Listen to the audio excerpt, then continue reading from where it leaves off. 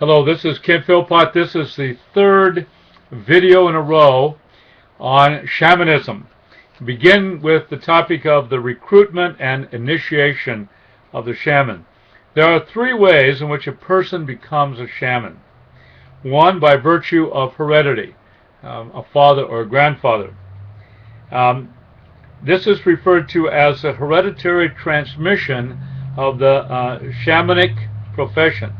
Second, a spontaneous vocation, a call, or an election. This has been known to occur when a person is sealed to the agency of a shaman and is called at that same time. 3. There are those who decide they want to be a shaman. The most powerful shamans would be those who are hereditary and elected spontaneously. The least powerful and respected, then, are those who want to be shamans on their own. In some religions, the holy men, medicine men among other titles, are sought among those who are peculiar or exhibit signs of what more cultured societies would be termed mental or emotional illness. The unusual person, perhaps an epileptic or schizophrenic, is looked upon as having a gift from the gods or spirits, but this was not always hold true. The mentally ill often proved to be unsuccessful mystics. Upon observation, his experiences without religious content, even as these appear to resemble a religious experience. Neither epilepsy nor any other mental malady is considered genuine possession. More often, the shaman is a very gifted person in the tribe or clan, an honored and respected person. Often, a candidate for shaman will simply undergo a change in that he becomes more meditative. Someone who seeks solitude, sleeps a great deal, seems absent-minded, has, page stuck together, or has prophetic dreams and sometimes has seizures. In more advanced culture, this is more likely the process.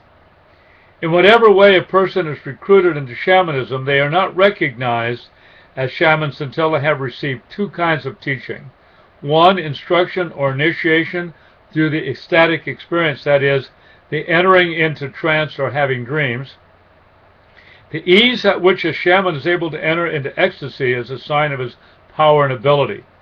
2. Initiations and teachings are given by either living or dead shamans. The teachings consist of the complicated techniques of shamanism, names and functions of the spirits, the mythology and genealogy of the clan, the learning of the secret language where secret knowledge is then received. The initiation, the ecstatic and didactic, the two elements described above, may take place over a long period of time, perhaps years. More recently, the process, mostly among Westerners, has been significantly shortened. Suffering, death, and resurrection. These are the path of initiation for the shaman. The following is a typical scenario in traditional shamanism. The would-be shaman suffers an illness, emotional or physical, and then retreats from the tribe and reemerges whole again. So they've had a suffering, a death, and a resurrection. This may take place in reality or in an ecstasy or trance the candidate experiences and then, of course, later on announces. Some depictions of this are the dismembering of a candidate's body, maybe by birds, maybe by spirits tearing away flesh, blood, and bone. That is suffering. In other words, this is the kind of thing that happens in an ecstatic state, a trance, or in a dream, that the would-be shaman experiences and then reports later on. Then the death occurs, the end point of the suffering. This then is followed by the remaking of the body, a resurrection. Now this goes on in the head or the mind of the shaman. And I'm going to get to the nature of what goes on in the head or the mind of the shaman a couple of times later on in this paper. So herein is the suffering, the death, the resurrection, all of which the candidate for a shaman must experience. Initiations are different among different people. but the same pattern will be observed by most.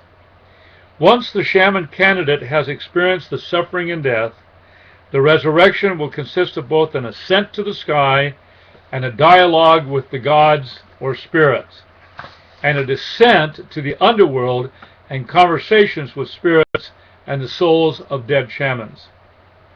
The candidate must be expert at ascending and descending, for that will be a major part of his work in behalf of people who have lost loved ones who are suffering from some sort of illness. To accompany a deceased soul to the sky or heaven is a shaman's valued work. And then, as of equal importance, is the shaman's ability to retrieve a soul from hell or the underworld. These are among the chief functions of the shaman. Levitation of the body is also a feature found almost everywhere and is typical of shamanic techniques in general. The first shaman. This is part of the mythical element of shamanism. The first shaman. There are certain legends that speak of a first shaman whose pride led him to enter into competition with the supreme god. The first shaman's body was made of a mass of snakes. The god sent down fire to burn the first shaman, but a toad emerged from the flames, and from this creature came the demons. I refer to this legend because it reminds me of the biblical account of creation and the temptation of Adam and Eve in the Garden of Eden by the serpent. See Genesis chapter 3. Certainly there are pronounced, even unmistakable, similarities between the two stories. That one is dependent on the other seems to be a reasonable conclusion, but which comes first is unknown. In other words, the shamanic myth or the account in the Bible. It is possible that the story of the first shaman was borrowed from the biblical account and is a natural distortion of the story of origins found in the Bible. To continue now, among certain tribes like the Yakut, the eagle is considered to be the creator of the first shaman. The eagle, as well as other birds, figure large in shamanism since they ascend to the sky. It is usual for the shaman to be able to transform himself into an eagle in his ascents or be escorted there on the wings of the eagle. Shamanistic ceremonies with costume and ritual objects often employ birds of various kinds. This would include the wearing of feathers and other bird-like costume features.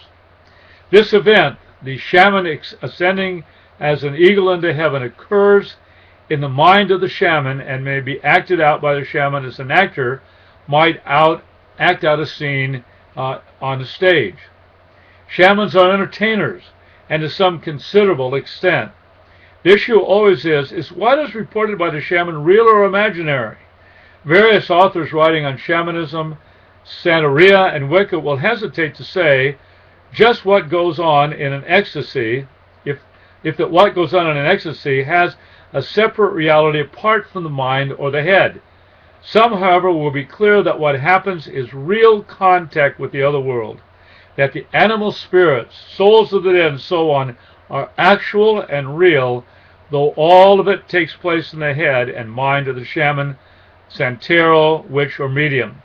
My research and experience points me in the direction of the latter scenario. This will be the conclusion of number 3.